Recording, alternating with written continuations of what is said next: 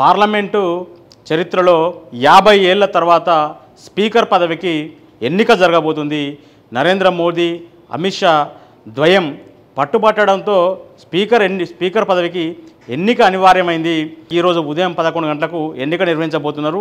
ఎన్నికల్లో ఎన్డీఏ అభ్యర్థి మాజీ స్పీకర్ ఓం బిర్లానే విజయం సాధించవచ్చు. కానీ ఏకగ్రీవమయ్యే ఆ పోస్టును మోదీ, అమిత్ షా ఇద్దరు పట్టుబడడంతో దానికి ఎన్నిక నిర్వహించాల్సి వస్తుంది. అంటే ప్రజాస్వామ్యం పరిడవిల్లాలంటే, పార్లమెంటరీ ప్రజాస్వామ్యంపై ప్రజల్లో విశ్వాసం కలగాలంటే స్పీకర్ పదవిని అధికార పక్షానికి ఇచ్చినప్పుడు డిప్యూటీ స్పీకర్ ప్రతిపక్షానికి ఇవ్వాలనేది ఆనవాయితీగా వస్తుంది.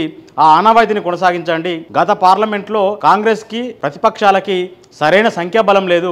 కానీ ఈసారి ఇండియా కూటమి ఎన్డీఏకు ధీటైన ప్రతిపక్షంగా అవతరించింది. కాబట్టి డిప్యూటీ స్పీకర్ పదవి ఇవ్వాలని కాంగ్రెస్ పార్టీతో పాటు ఇండియా కూటమిలోని భాగస్వామ్య పక్షాలు వాళ్ళను కోరినాయి. బీజేపీ నాయకత్వంలోని ఇండియా ప్రభుత్వాన్ని కోరితే వాళ్ళు ససేమిరా అన్నారు. దీంతో కేరళకు చెందిన దళిత ఎంపీ, కాంగ్రెస్ ఎంపీ కె సురేష్ని ఇండియా కూటమి పోటీకి దించింది. ప్రోటెం స్పీకర్గా భర్తృహరి మహతాబ్ స్థానంలో అత్యధిక సార్లు గెలిచిన సురేష్ను నియమించాలని ఇండియా కూటమి నేతలు పట్టుబట్టిన మోదీ ప్రభుత్వం ససేమిరా అన్నది. ప్రోటెం స్పీకర్ నియామకంతోనే 18వ లోక్సభలో రచ్చ మొదలైంది.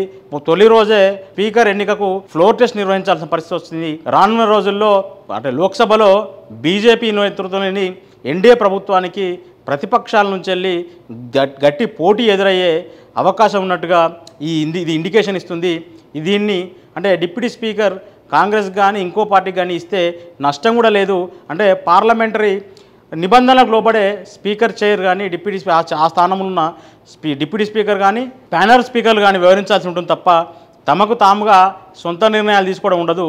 మరి మోదీ ప్రభుత్వం ఎందుకో దీని మీద పట్టుబట్టి ఎన్నికలకు సిద్ధమైంది. ఇంకొకటి, రాష్ట్ర కాంగ్రెస్లో కల్లోలం కంటిన్యూ అవుతుంది. ఎమ్మెల్సీ జీవన్ రెడ్డి మెట్టు దిగలే.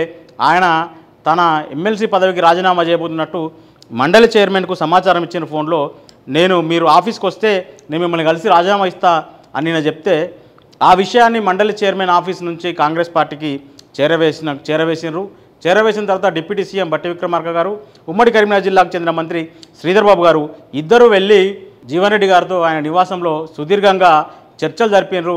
అయినా చర్చలు కొలిక్కి రాలేదు.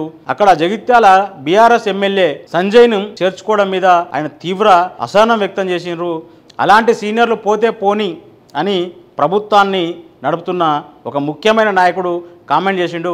వాళ్ళు పోతే దరిద్రం పోతే, అటువంటి వాళ్ళు పోతే ఇంకా కొంతమంది ఉన్నారు అని కూడా ఆయన నిన్న ఢిల్లీలో ఆఫ్ ది రికార్డ్గా కామెంట్ చేసినట్టుగా ఇక్కడ ఢిల్లీ మీడియా సర్కిల్స్లో ఒక చర్చ జరుగుతుంది.